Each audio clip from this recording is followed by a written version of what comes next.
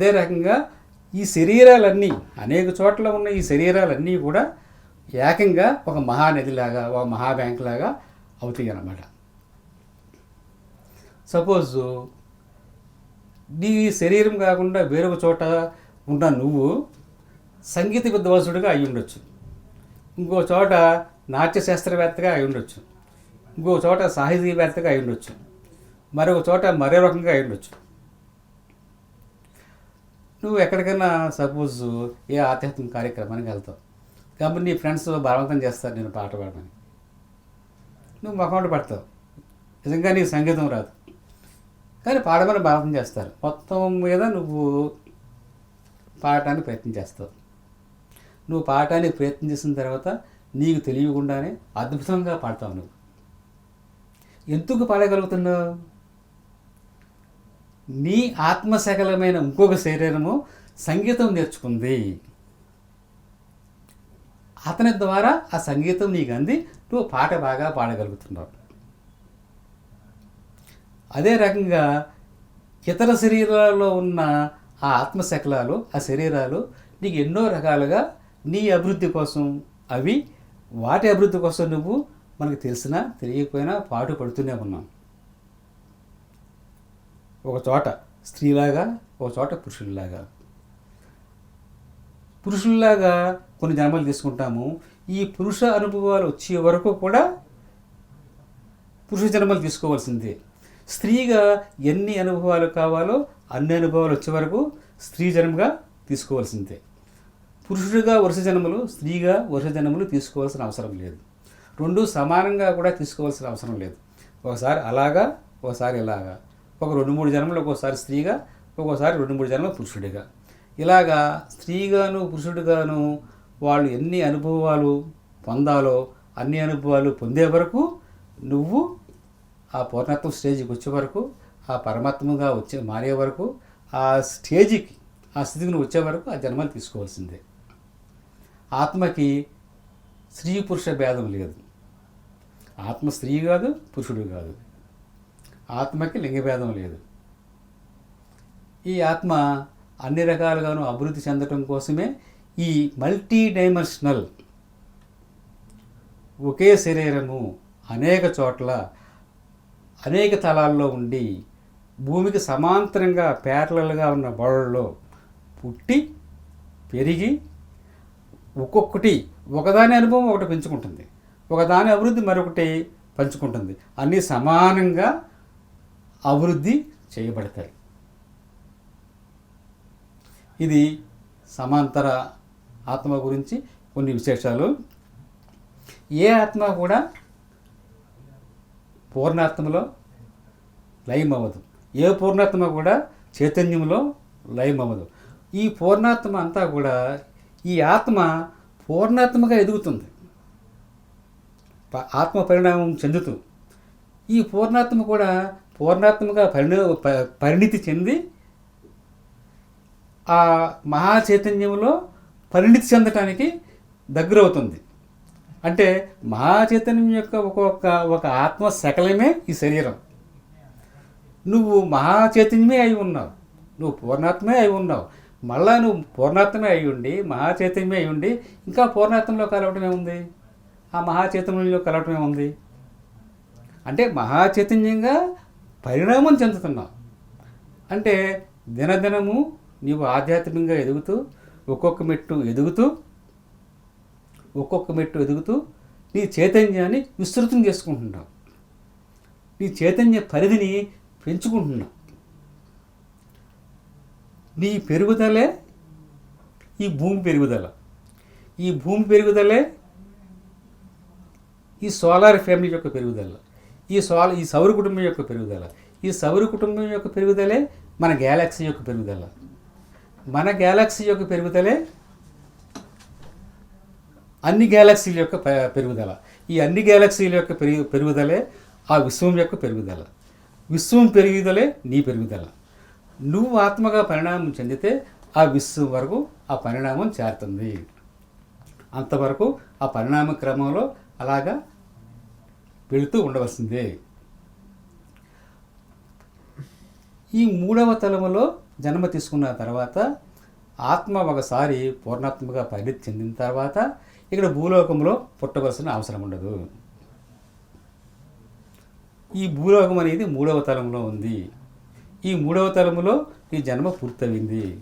ఇక్కడ జన్మరాహిత్యం పొందావు, మోక్షం పొందేవు, జీవన్ముక్తి పొందేవు. జన్మరాహిత్యం అంటే ఈ భూలోకంలో, ఈ థర్డ్ డైమెన్షన్ అయిన ఈ భూలోకంలో నేను జన్మ తీసుకోక్కర్లేదు.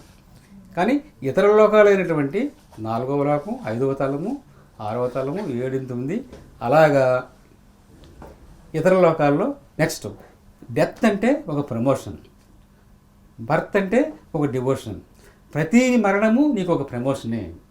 ఇక్కడ ఎప్పుడైతే నువ్వు పరిణితి చెందావో ఈ 3వ తలంలో నువ్వు జన్మ తీసుకోకుండా వేరే తలములో ఒక ఆండ్రమీడా కానీ, ఒక ప్లైడియన్ కానీ, ఓరిన్ కానీ, సిరియన్ కానీ, ఆర్కిటోరస్ కానీ, మెగా కానీ, లైరా కానీ అనేక గ్యాలక్సీల్లో, అనేక సౌర కుటుంబాల్లో అనేక భూగోళాలు ఉన్నాయి.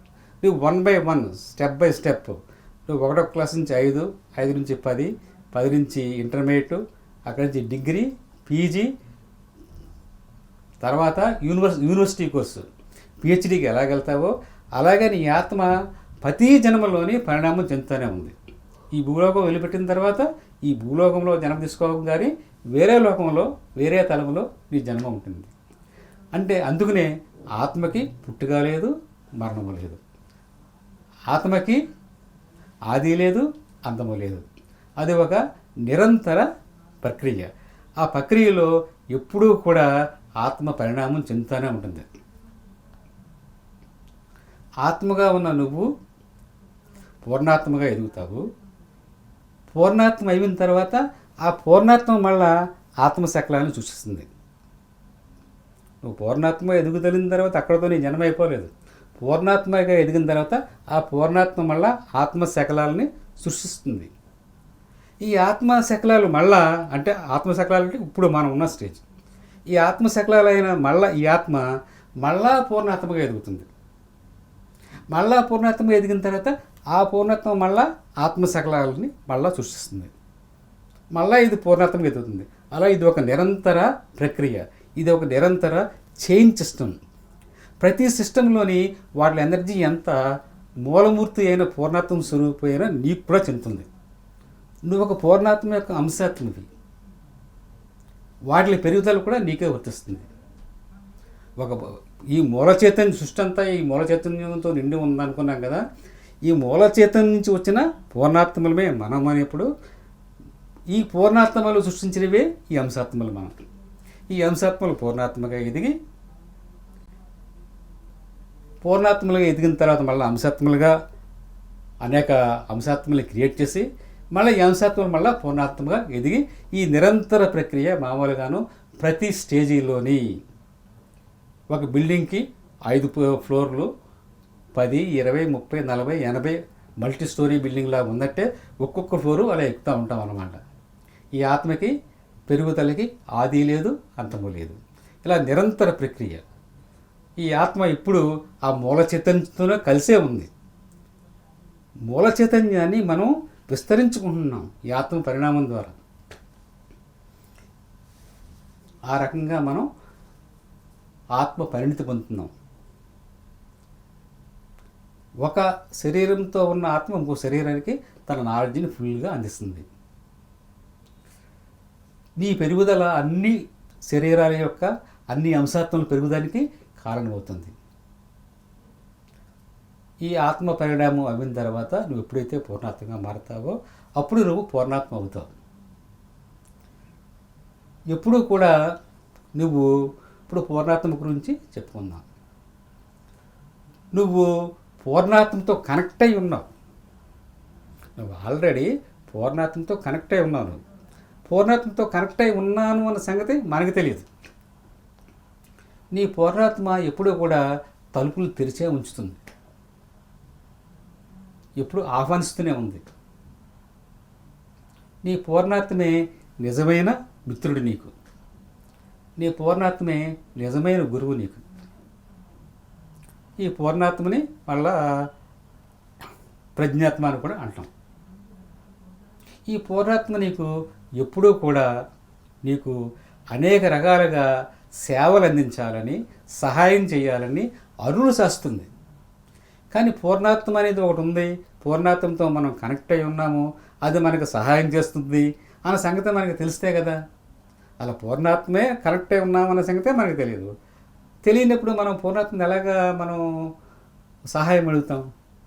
కానీ ఆ పూర్ణాత్మ ఎప్పుడు కూడా తన ద్వారాల్ని తెరిసే ఉంచుతుంది. నీకు సర్వదా ఆహ్వానం పలుకుతూనే ఉంటుంది. ఆ పూర్ణాత్మకి అసాధ్యమైన పని అంటూ ఏమీ లేదు. పూర్ణాత్మ ఒక గురువులాగా నీకు అన్నీ నేర్పుతుంది. పూర్ణాత్మ ఒక సేవకుడిలాగా నీకు సేవ చేస్తుంది. పూర్ణాత్మ ఒక స్నేహితుడిలాగా నిన్ను ఆదుకుంటుంది. నువ్వు పూర్ణాత్మని ఏది అడిగినా అది ఇస్తుంది. నువ్వు పూర్ణాత్మతో కనెక్ట్ అయి ఉన్నావు కనుక, నువ్వే పూర్ణాత్మ కనుక పూర్ణాత్మ యొక్క సహాయ సహకారాలు ఎప్పుడూ మనం పొందుతూ ఉండాలి. ఒక వ్యక్తి తనకు ఏదైనా అవసరం వచ్చిందనుకోండి, నీ పూర్ణాత్మ సహాయం అయితే అది చేసి పడుతుంది నీకు. అంటే పాజిటివ్ ఆస్పెక్ట్లో ఒక మంచి కార్యానికి, ఒక ఆధ్యాత్మిక కార్యానికి, ఒక సేవా కార్యక్రమానికి ఇటువంటి ఏమి కావాలన్నా సరే నీ పూర్ణాత్మ నీకు సహాయం చేస్తుంది. ఇప్పుడు చంటి పిల్లలు చాలామంది మా మాట వింటలేదు, చెప్పిన మాట వింటలేదు అంటారు కదా. అప్పుడు ఏం చేయాలి నువ్వు? వాళ్ళ నయానా భయానా కూడా వినరు. కొన్ని దెబ్బలు వేసినా సరే వినకపోవచ్చు. అప్పుడు ఏం చేయాలంటే నువ్వు ఆ పిల్లల యొక్క ప్రజ్ఞాత్మతో నువ్వు మాట్లాడాలి. పిల్లల యొక్క ప్రజ్ఞాత్మతో మాట్లాడి వాళ్ళని నీకు అనుకూలంగా మార్చుకోవచ్చు. వాళ్ళు మంచి మార్గంలో నడిచేటట్టు నువ్వు మార్చుకోవచ్చు. అలాగే ఒక వ్యక్తి ఉన్నాడు, అతనికి మనకి శత్రుత్వం ఉంది, లేకపోతే మాటలు లేవు, అతనితో మనం పని చేయించుకోవాలి. ఎలాగా? అతను మనం చెప్తే డైరెక్ట్గా అతను మన మాట వినడు. అప్పుడు ఏం చేయాలంటే మనం అతని ప్రజ్ఞాత్మతో, పూర్ణాత్మతో కాంటాక్ట్ చేయాలి. అతని పూర్ణాత్మతో మనం మాట్లాడాలి. మాట్లాడితే ఎవరు చెప్పినా అతను వినకపోవచ్చు, కానీ అతను పూర్ణాత్మ చెప్పిన మాట అతను విని తీరాల్సిందే. అతని ప్రజ్ఞాత్మ చెప్పిన మాట అతను విని తీరాల్సిందే. ఆ రకంగా ఇతరుల ప్రజ్ఞాత్మతో కూడా నువ్వు మాట్లాడవచ్చు. నీ పూర్ణాత్మకు టెలిపతి తెలుసు. నువ్వు అందించిన ఏ విషయమైనా సరే టెలిపతిక్ మెసేజ్గా అది రిసీవ్ చేసుకుంటుంది, నీకు తెలిసినా తెలియకపోయినా. పూర్ణాత్మ నీకు అన్ని సమయాల్లోనే నీకు సేవ చేయటానికి, సలహాలు ఇవ్వటానికి, సహాయం చేయటానికి సిద్ధంగా ఉందన్న సంగతి మనం మర్చిపోకూడదు. ఇలా పూర్ణాత్మ గురించి మనం తెలుసుకోవాలంటే ఇంకా చాలా విషయాలు ఉంటాయి. ఇక తర్వాత వాక్ ఇన్ ఆత్మ. ఈ భూలోకంలో ఈ మానవులు ఆధ్యాత్మికంగా ఎదగటం కోసం ఉన్నత లోకాల నుంచి 3 ఉన్నతమైన శక్తులు భూమి మీదకి వస్తాయి. అందులో ఒకటి అవతార పురుషులు, అవతార మూర్తులు. రెండవ వాళ్ళు వాక్ ఇన్ ఆత్మలుగా మానవ శరీరాలని తీసుకుని తద్వారా మానవాళికి అత్యంత జ్ఞానాన్ని ఇవ్వటానికి వస్తారు. 3 అంతరిక్ష 3 ఇళ్ళు అంతరిక్ష యాత్రికులు అన్నమాట. వాళ్ళు కూడా భూమి మీదకి వస్తారు, ఇతర లోకవాసులు. ఈ 3 మన మధ్య ఉంటారు, కానీ మనకు తెలియదు. వాకిన్నాత్మలు కూడా మన మధ్య ఉంటారు, కానీ తెలియదు. అసలు ఈ వాకిన్నాత్మలు మన భూలోకం ఎందుకు వస్తారు? ఆత్మలోకంలో అనేకమైన ఆత్మలు జన్మ తీసుకోవాలని తహతాలాడుతూ ఉంటాయి. తహతాలు ఆడినప్పుడు అవి జన్మ తీసుకోవటానికి ఆత్మలోకంలో తల్లి గర్భాలు, వూమ్స్ ఖాళీగా ఉండవు. మన తల్లిదండ్రులను మనమే ఎన్నుకుంటాం కదా, అలాగే వాటి తల్లిదండ్రులు వాళ్ళు ఎన్నుకొని వాళ్ళ గర్భంలో ప్రవేశించడానికి టైం పడుతుంది. సపోజ్ ఒకళ్ళు ఎన్నుకున్న గర్భం ఆ పిల్లకి 5-6 ఏళ్ళు కావచ్చు. ఆ అమ్మాయిని వాళ్ళ తండ్రిగా ఎన్నుకుంటే ఆ అమ్మాయి పెరగాలి, పెద్దదవ్వాలి, పెళ్లి చేసుకోవాలి. తర్వాత అప్పుడు మొదటి సంతానంగానో రెండో సంతానంగానో రావాలి. వచ్చిన తర్వాత నువ్వు ఎదగాలి, నీకు కొంత వయసు రావాలి, నీకు కొంత జ్ఞానం రావాలి. ఇంత టైము అవి భరించలేవు. అందుకని చెప్పేసి దానికి చాలా కాలాతీతం అవుతుంది. జన్మ తీసుకోవాలంటే అది 10 ఏళ్ళు పట్టచ్చు, 30 ఏళ్ళు పట్టచ్చు. మన టోకెన్ నెంబర్ రావడానికి చాలా లేట్ అవుతుంది. అందుకని చెప్పేసి ఆత్మలో మానవ దేహాల్లోకి వచ్చి మానవ దేహాల ద్వారా అవి ఎసెన్షన్ ఆత్మపరిణితి చెందుతాయి, ఆత్మోన్నతిని పొందుతూ ఉంటాయి. ఏ రకంగా అంటే చాలా ఉన్నతమైన ఆత్మలు అవి. ఇంచుమించు మనకన్నా ఎక్కువగా మనకన్నా తక్కువ అయితే ఇవి కాదు. ఆ వాకిన్ ఆత్మలు ఎటువంటి శరీరాలు ఎన్నిక చేసుకుంటాయి అంటే అవి గత జన్మలో చేసుకున్న కర్మల్ని దగ్ధం చేసుకోవటం కోసం కొంతమంది వాకిన్ ఆత్మలు అంగవికలురైన ఆత్మల శరీరాలని ఎన్నుకుంటాయి. కొన్ని వాకిన్ ఆత్మలు యుద్ధంలో గాయపడిన వారిని, యాక్సిడెంట్లో గాయపడిన దేహాలని ఎన్నుకుంటాయి. ఎందుకు అలాగా?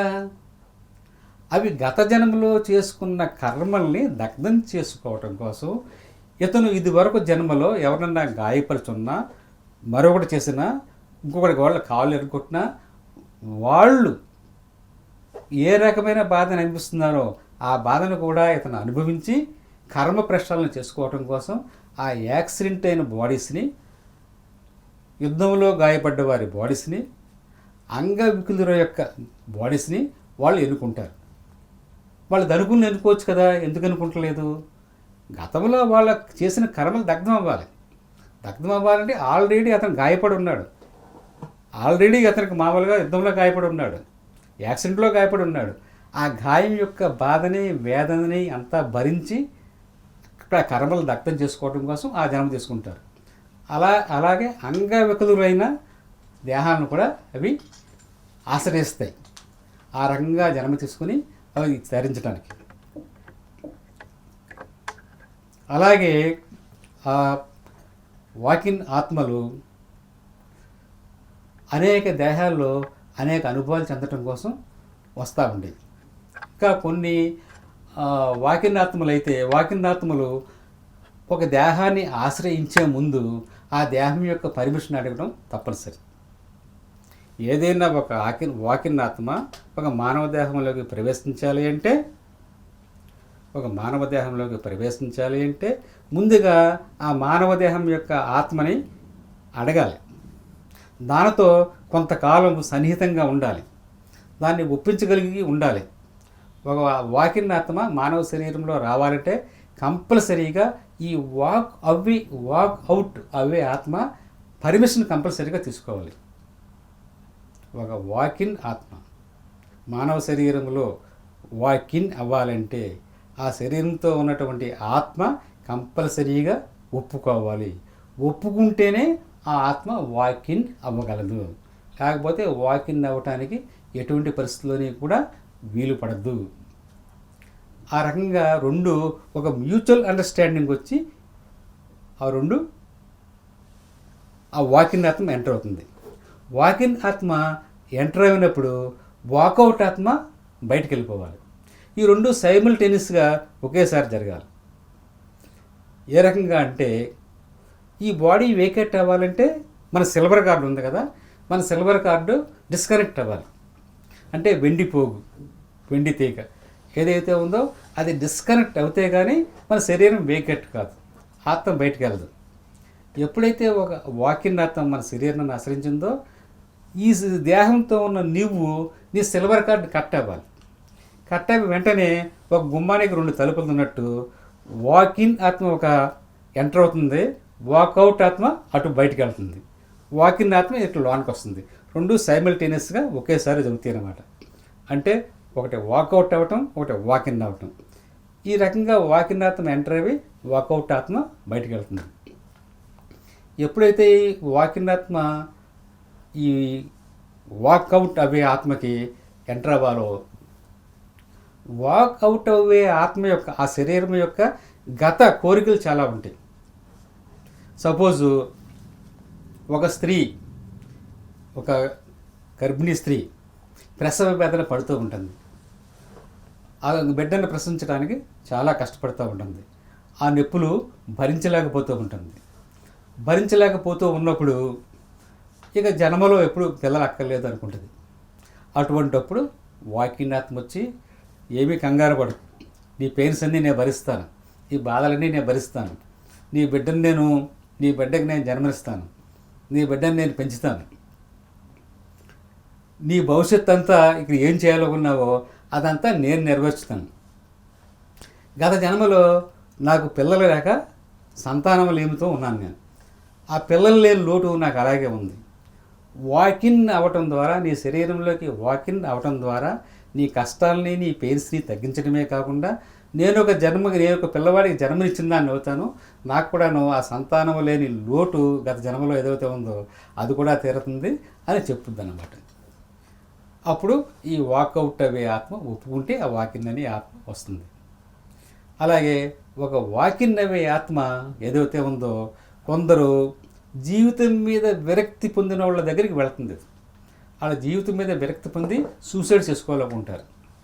అప్పుడు ఆ వాకిన్ ఆత్మ వచ్చి, నువ్వు అక్కడ ఆగు, నువ్వు తొందరపడి శరీరాన్ని ఖాళీ చేయకు, నేను వస్తాను, నీ కష్టాలన్నీ నేను భరిస్తాను, నువ్వు ఇంకా ఈ జీవితంలో చెయ్యిగా పనులు ఏవైతే ఉన్నాయో అవన్నీ నేను పూర్తి చేస్తాను, నువ్వు ఏ రకంగా నువ్వు ఆత్మపరంగా ఎదగాలనుకుంటున్నావో అవన్నీ కూడా నేను పూర్తి చేస్తాను, కనుక నీ శరీరాన్ని నాకు అని అది రిక్వెస్ట్ చేస్తే అప్పుడు ఆ బాడీతో ఉన్నటువంటి వాకౌట్ ఆత్మ ఒప్పుకుంటే అప్పుడు వాకిన్ ఆత్మ ఎంటర్ అవుతుంది.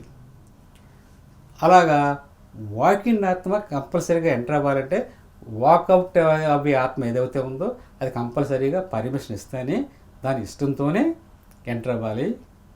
అది చెయ్యబోయే పనులు, అది చెయ్యిగా మిగిలిపోయిన పనులు అన్నీ కూడా ఈ వాకిన్ ఆత్మ అవన్నీ నెరవేర్చాలి. కొందరు సూసైడ్ చేసుకుంటారు. సూసైడ్ చేసుకున్నప్పుడు పొరపాటున బతుకుతారు. అప్పుడు ఎందుకు బతికారో మీరు వాళ్ళకి తెలియదు, బయట వాళ్ళకి తెలియదు. ఎందుకు బతుకుతారంటే వాళ్ళు అప్పుడు వాకిన్ ఆత్మలు వాళ్ళని ఆశ్రయిస్తారు.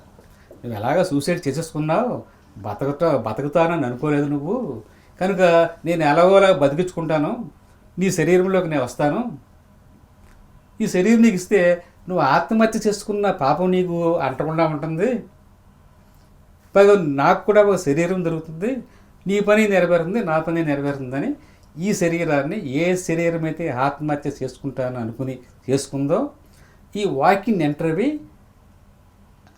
ఆ శరీరాన్ని బతికించుకుంటుంది. ఆ రకంగా ఆత్మహత్య చేసుకుని ఆ కర్మ అంటకుండా ఆ శరీరాన్ని కాపాడుతుంది, ఇదో శరీరాన్ని తీసుకుంటుంది. ఆ శరీరం ఇంకా ఏ కర్మలైతే చేయిగా మిగిలిపోయినాయో, జీవితంలో ఏ రకంగా డెవలప్ అవ్వాలనుకున్నావో అవన్నీ కూడా ఆ వాకిన్ ఆత్మే చేసుకుంటుంది. ఈ రకంగా వాకిన్ ఆత్మలు మనకు సహాయం చేస్తున్నాయి. ఒక మహాత్మా గాంధీ ఒక వాకిన్ ఆత్మ, ఒక బెంజమిన్ ఫ్రాంక్లిన్ ఒక వాకిన్ ఆత్మ, ఒక అబ్రహం లింకన్ ఒక వాకిన్ ఆత్మ. మనలో కూడా మన పిరమిడ్ స్పిరిచువల్ సొసైటీలో కూడా ఎంతోమంది వాకిన్స్ ఉన్నారు, ఎంటర్వి. ఒక వ్యక్తి ఎంతో దుర్మార్గుడు సడన్గా మారిపోతాడు. సమాజంలో ఏడింటి నిన్నటి వరకు వీడు ఇలా దుర్మార్గంగా ఉన్నాడు, సడన్గా మారాడు, వీడు మంచి పక్క తాగుబోతు కదా, ఈడింత మంచి వ్యక్తిగా మారాడేంటి, ఈడింత దుర్మార్గుడు కదా, వీడు ఆత్మజానిగా మారాడేంటి అని చాలామంది కొందరిని చూసి నమ్మలేరు, ఆ మార్పుని చూసి నమ్మలేరు. దానికి కారణం ఆ వాకిన్ ఆత్మ ఎంటర్ అవి వాళ్ళల్లో ఉన్నటువంటి మార్పును తీసుకొచ్చి, ఎప్పుడైతే వాకినాత్మ వచ్చిందో, పాత వాళ్ళ యొక్క వాకినాట్యం ఎప్పుడైతే బయటకు వెళ్ళిందో, కొత్త ఆత్మ ఎప్పుడైతే ఎంటర్ అయిందో వాళ్ళ పాత లక్షణాలు అన్నీ పోయి కొత్త లక్షణాలు వస్తాయి. అతనిలో ఉన్న దుర్మార్గత్వం పోతుంది, అతనిలో ఉన్నటువంటి ఆత్మహత్య సదృశ్యమైన ఆలోచన పోతుంది, అతనిలో ఉన్నటువంటి అహింస పోతుంది. ఇలాగా వాకిన్ ఆత్మలు ఎన్నో రకాలుగా మనకి సేవలు చేస్తాయి. ఇంకా చెప్పుకోవాలంటే ఎంతో ఉంటుంది వాకినాత్మల గురించి. ఇది ఆత్మజ్ఞానం అనేది ఎప్పుడూ కూడా అనంతం. మనం ఎన్నో విషయాలు తెలుసుకున్నాము మన సంస్థ ద్వారాను. తెలుసుకోవాల్సింది నిరంతరము ఉంటానే ఉంటుంది. తెలుసుకోవాల్సింది ఎంతో ఉండడం కాదు, తెలుసుకోవాల్సింది నిరంతరంగా అంటూ ఉంటుంది. ఇది ఒక ఎండ్లెస్ జీవితాంతం కూడా మనం లెర్నింగ్ అనేది, లిసనింగ్ అనేది నేర్చుకుంటూనే ఉండాలి. జీవితాంతం అంతం కూడా మనం ధ్యానం చేస్తూనే ఉండాలి. చివరిగా అనేక విషయాలు ఇందులో ఉన్నాయి. ఆత్మ పరిణామ సిద్ధాంతం, పూర్ణాత్మ గురించి. కానీ బ్రీఫ్గా ఇవన్నీ కూడా ఒకే ప్లాట్ఫామ్ మీద కొంచెం మీకు రుచి చూపించడం కోసమే ఈ కొద్దిగానే చెప్పాను.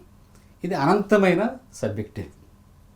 ఒక వాకిలి గురించి చెప్పాలంటే ఒక గంట చెప్పుకోవచ్చు, సమాంతరాత్మ గురించి చెప్పాలంటే ఇంకో గంట చెప్పుకోవచ్చు. ఇలా ఎంత సబ్జెక్ట్ అయినా ఉంది.